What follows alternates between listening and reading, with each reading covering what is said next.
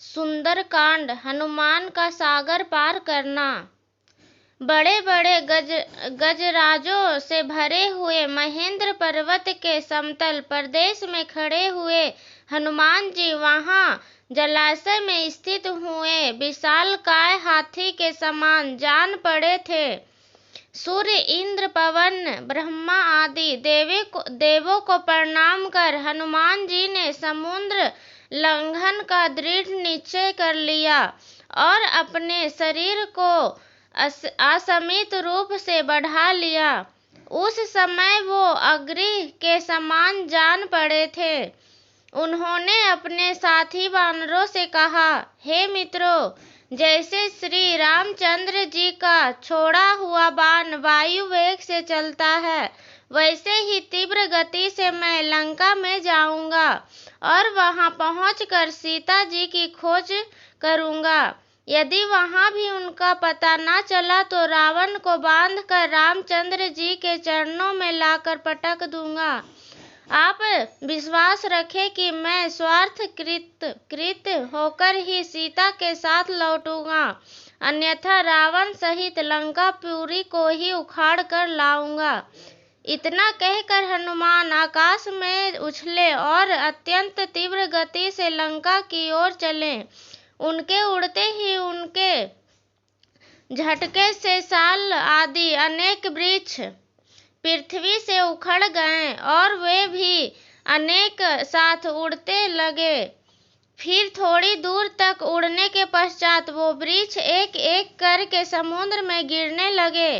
वृक्षों से पृथक होकर सागर में गिरने वाले नाना प्रकार के पुष्प ऐसे प्रतीत हो रहे थे मानो शरद ऋतु के नक्षत्र जल की लहरों के साथ अठखेलियां कर रहे हो। तीव्र गति से उड़ते हुए महाकपि पवन सुत ऐसे प्रतीत हो रहे थे जैसे महासागर एवं अनंत आकाश का आचमन करते हुए उड़े जा रहे हैं। तेज से जज्वल्यमान उनके नेत्र हिमालय पर्वत पर लगे हुए दो दानवनलों का नम्र उत्पन्न करते थे। कुछ दर्शकों को ऐसा लग रहा था कि आकाश में तेजस्वी सूर्य और चंद्र दोनों एक साथ जल निधि को प्रकाशित कर रहे हो। उनका लाल कटी प्रदेश पर्वत के वक्ष स्थल पर किसी गेरू के खान का भ्रमण पैदा कर रहा था। हनुमान के बगल से जो तेज आंधी भरी स्वर करती हुई निकली थी, वह घनघोर वर्षा काल के मेघों की गर्जना सी प्रतीत होती थी। आकाश में उड़ते हुए उनके विशाल शरीर का प्रतिबिंब समुद्र पर पड़ता था, तो वह उनकी लहरें के साथ मिलकर ऐसा भ्रम उत्पन्न करता था जैसे सागर के वक्ष पर कोई नौका तैरती चली आ रही हो। इस प्रकार हनुमान निरंतर आकाश मार्ग से लंका की ओर बढ़े जा रहे थे।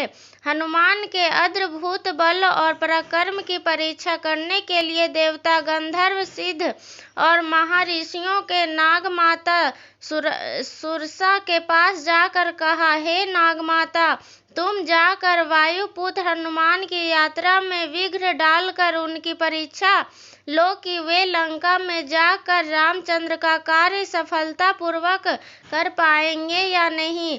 ऋषियों ने मम्र को समझकर सुरसा विशालकाय राक्षसनी का रूप धारण करके समुद्र के मध्य में जाकर खड़ी हो गई और उसने अपने रूप में अत्यंत विकृत बना लिया। हनुमान को अपने सम्मुख पाकर वह बोली, आज मैं तुम्हें अपना आहार बनाकर अपनी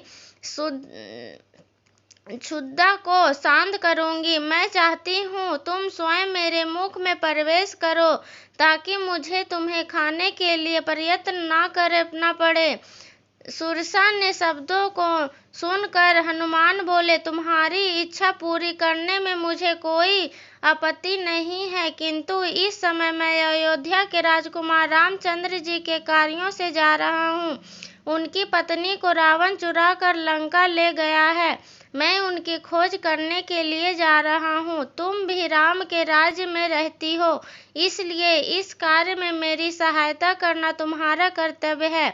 लंका से मैं जब अपना कार्य सिद्ध करके लौटूंगा तब अवश्य तुम्हारे मुख में प्रवेश करूंगा, यह मैं तुम्हें वचन देती हूँ।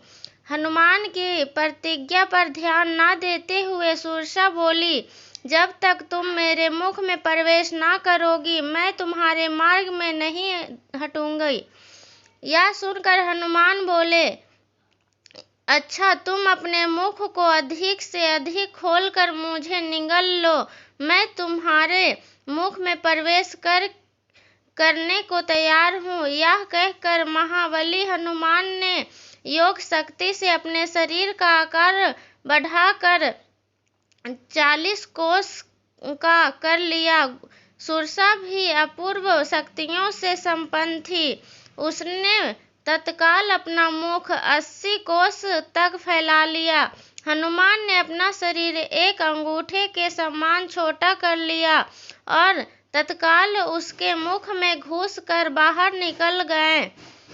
फिर बोले, अच्छा सुरसा, तुम्हारी इच्छा पूरी हुई, अब मैं जाता हूँ, प्रणाम। इतना कहकर हनुमान आकाश में उड़ गए। पवन सुत थोड़ी ही दूर गए थे कि सिंहिका नामक राक्षसनी की उन पर दृष्टि पड़ी। वह हनुमान को खाने के लिए ललायित हो उठी। वह छाया ग्रहण विद्या में पारंगत थी। उनकी किसी प्राणी की छाया पकड़ लेती थी, वह उनके बंध में बंधा चला आता था।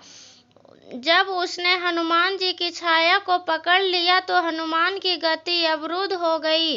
उन्होंने आश्चर्य से सिंहिका की ओर देखा तो वो समझ गए सुग्रीव ने जिस अद्भुत छायाग्राही प्राणी की बात कहे थे संभवतः यह वही है। यह सोचकर उन्होंने योग बल से अपने शरीर की विस्तार मेघ से समान अत्यंत विशाल कर लिया। सिंहिका ने भी अपनी मुख तत्काल आकाश से पाताल तक फैला लिया और गरजती हुई उनकी ओर दौड़ी। यह देखकर हनुमान अत्यंत लघु रूप धारण करके उसके मुख में जा गिरे और अपने तीक्ष्ण नाखूनों से उनके मर्म स्थलों की पकड़ फाड़ डाला। इसके पश्चात बड़ी फुर्ती से बाहर निकलकर आकाश की ओर उड़ चले। राक्षसनी क्षत विक्षत होकर समुद्र में गिर पड़ी और मर गई। धन्यवाद। अगर कहानी अच्छी लगी हो तो चैनल को सब्सक्राइब करें और लाइक करें। धन्यवाद। ऐसे ही अच्छी अच्छी कहानियाँ के लिए हमें सपोर्ट करें। धन्यवाद।